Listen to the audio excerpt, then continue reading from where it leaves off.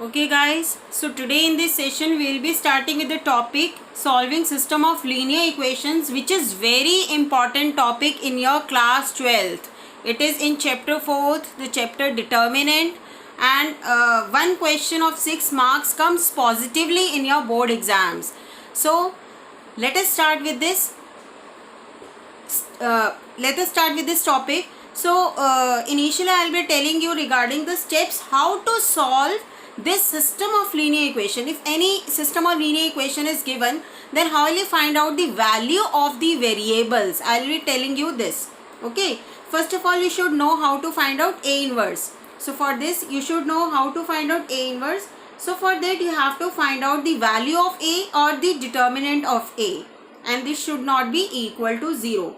Next step is you have to find out minors. How to find out minors? This I will teach you through one question.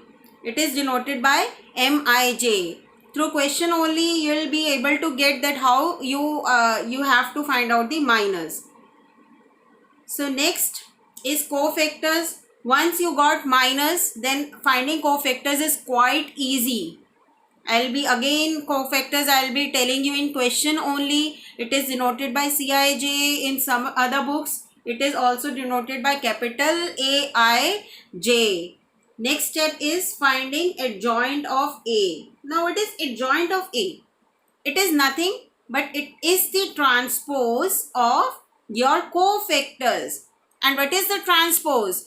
Just convert your rows into columns and columns into rows. Then your adjoint matrix is there.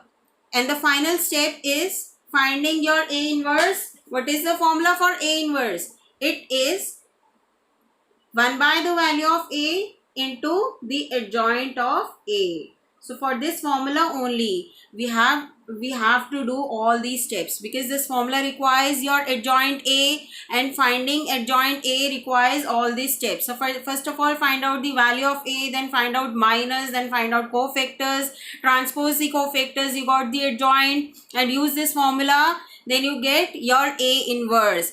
And from this formula you can easily guess then why you require this condition that your value of A should not be equal to 0. Because in formula you have the value of A in denominator, and if your value of A will come out to be 0, then you have 0 in the denominator and 1 upon 0 is not defined. Then your A inverse will never exist. So the condition for A inverse to exist is that your value of A should not be equal to 0. Okay.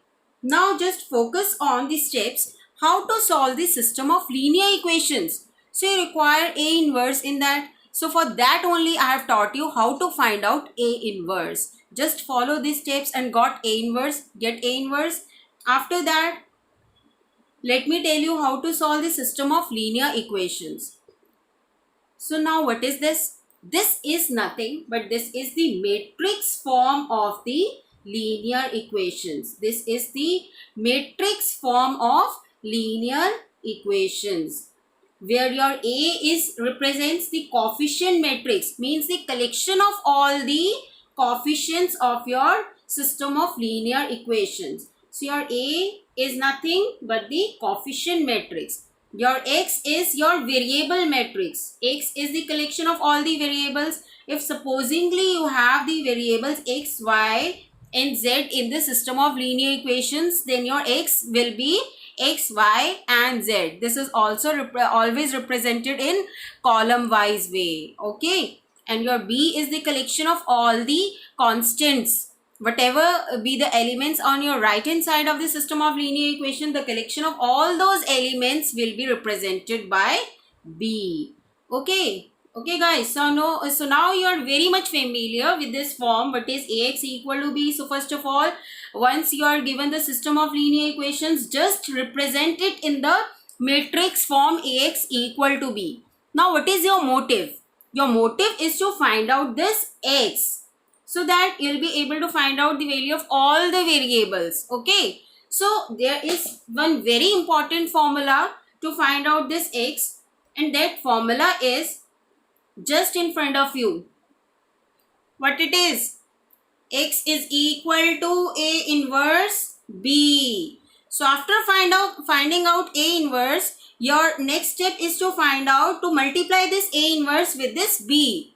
Just one single step and you are here with your variable matrix. You just will be able to find out the value of all the variables. Okay. So if you look upon very carefully, so what is the basic condition for this system of equations to be consistent? And this is the only type you are having in your board exams. System is consistent. Inconsistent systems is not in your course.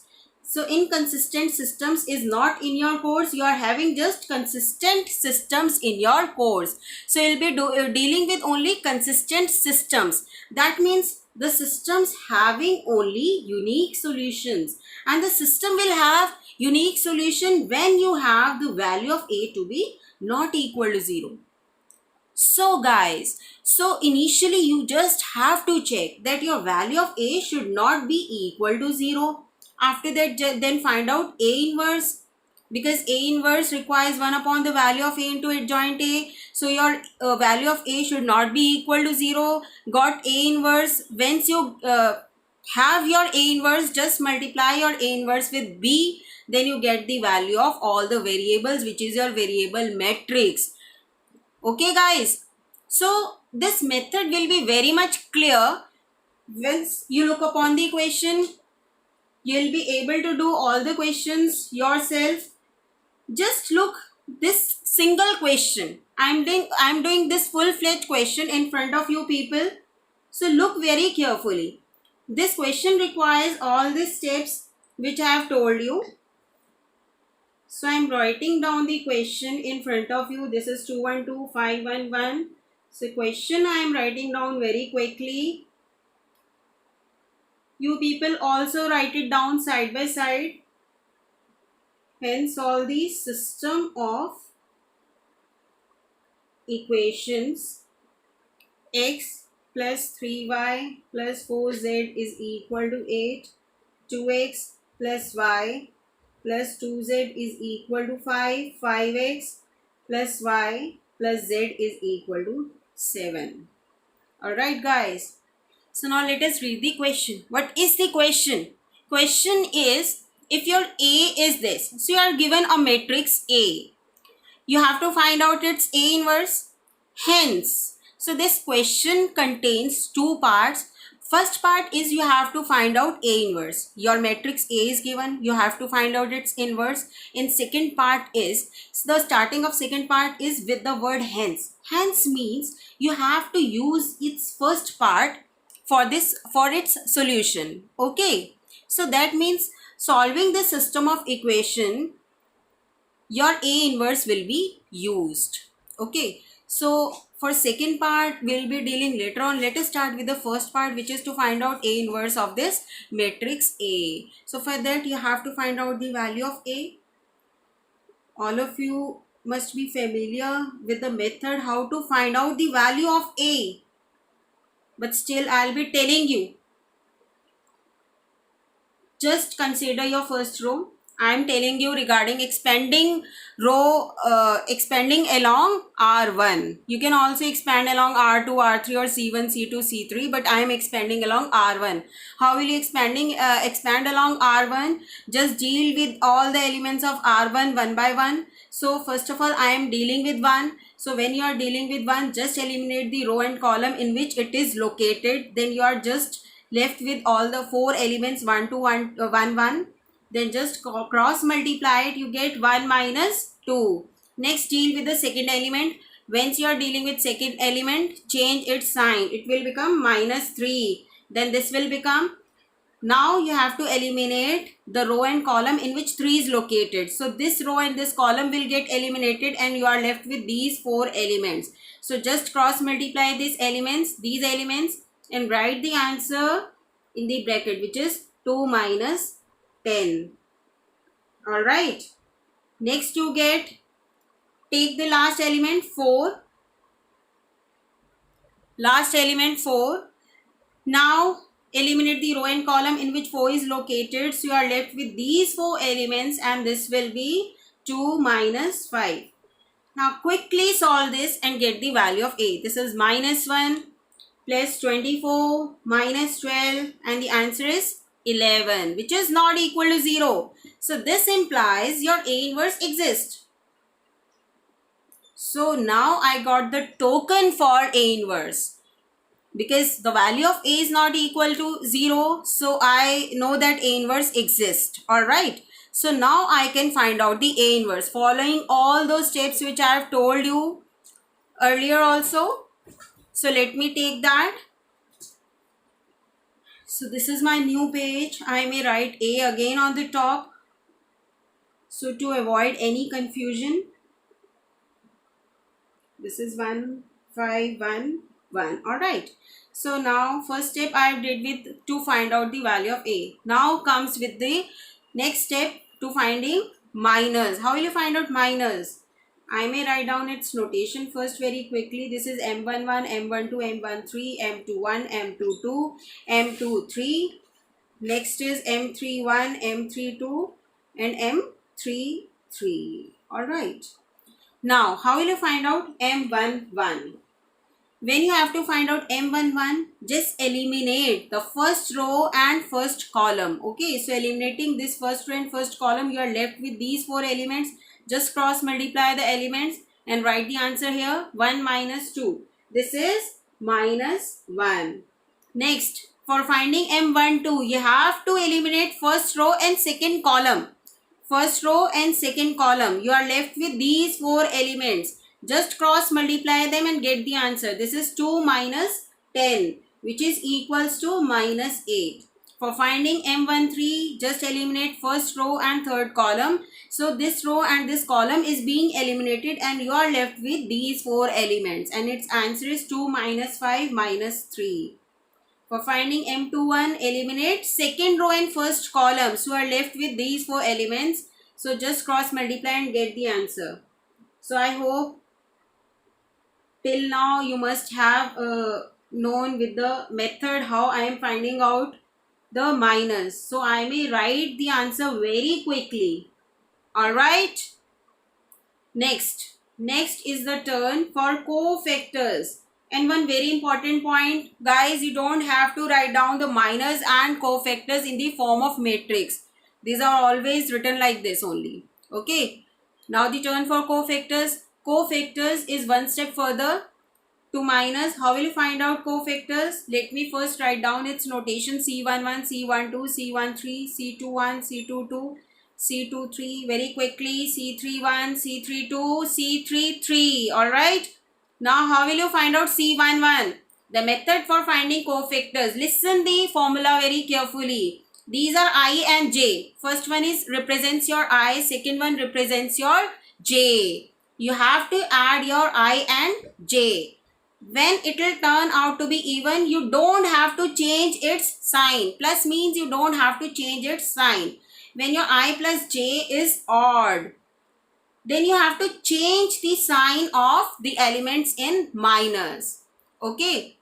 Now once I start finding out these minus, then you will be very perfect in finding out minus. Look at how I find C11. When you add 1 plus 1, this is 2, which is even. So this minus 1 will not change its sign. 1 plus 2 is 3, which is odd. So this minus 8 will change its sign and it will become 8. Now C13, adding 1 and 3, this is even. This will not change its sign. So minus 3 will remain as it is. Next C21, adding 2 and 1 is 3, which is odd. This will change its sign. So instead of minus 1, you have 1. So you may look upon the sequence that this is behaving like alternatively. This is not changing its sign. This is changing, not changing, changing, not changing, changing.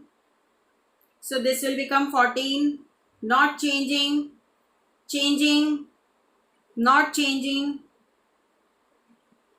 Alright. Next, adjoint, which is the transpose of cofactors. So I may write adjoint of A as, now look at, this is minus 1, 1. This is in column. Alright. I may write it in row. Minus 1, 1, 2. Next is 8 minus 19, 6. So by this I am just transposing the rows and columns, because this was initially in column, I have written in row. The second column I have written in the second row. The third column I am writing in third row. Alright. So the next final step for A inverse. A inverse is, what was A inverse? 1 by the value of A into the adjoint of A. If you remember and turn your page, our value of A was 11. Okay, and adjoint of A is minus 1, 1, 2, 8, minus 19, 6, minus 3, 14, minus 5. This was your adjoint A. Okay. Now I am writing down the system of linear equations again to solve its second part. Okay guys, now we are continuing with the second part of this question. So second part was, using first part you have to find out the solution of this system of linear equations. Now can you have any similarity between the first part and the second part? Yes, if you look carefully, the whatever matrix A was given, it was nothing but the coefficient matrix of this system of linear equation.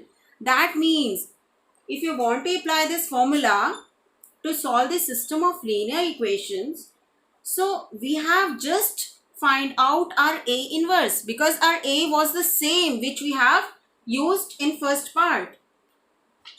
Okay, so just use your A inverse which I find out in first part. So it was 1 by 11, minus 1, 1, 2, 8, minus 19, 6, minus 3, 14, minus 5. Next, what is B? B is the collection of all the elements on right hand side, which is nothing but 8, 5, 7. Now keep this 1 by 11 outside the matrix and multiply these two matrices. So first of all, let us take as the rule that can we multiply these two matrices. Order of this matrix is 3 by 3 and this is 3 by 1. So the number of column of first matrix is equal to the number of rows of second matrix. Yes, so multiplication is compatible. You can multiply it and the resulting matrix will be of order 3 by 1. That means 3 rows and 1 column. Alright. And now how will you get these elements? Multiply first row with the first column, corresponding elements. Corresponding means first element with the first element, second with second, and third with third, and adding them. Okay. So let us do it. Minus 1 into 8 will give me minus 8. I am writing it in rough and write down the final answer here. Then 1 into 5 is plus 5. Then 2 into 7 is plus 14. Add them, what will you get? 11. Alright. Next, how will you find out A to 1? Because A to 1, this is second row and first column. Second row of first matrix and first column of second matrix. Multiply their corresponding elements. 8 multiplied by 8 is 64. Next, minus 19 plus 5 is minus 95. Next, 6 into 7 is 42. Okay, solve it guys. I am waiting for you people.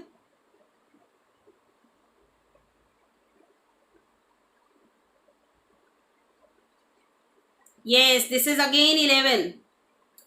Next, multiplying this last row with this column corresponding elements, again I will be getting 11.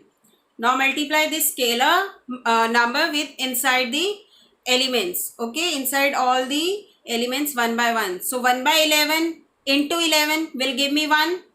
So I have, there is no space but I am writing it. So I will get 1, 1, 1.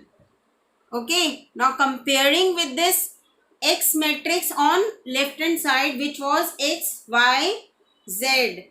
I got the value of X to be 1. Y is also 1 and Z is also 1. So the value of X is 1. value of y is also 1 and value of z is also 1. Very beautiful answer.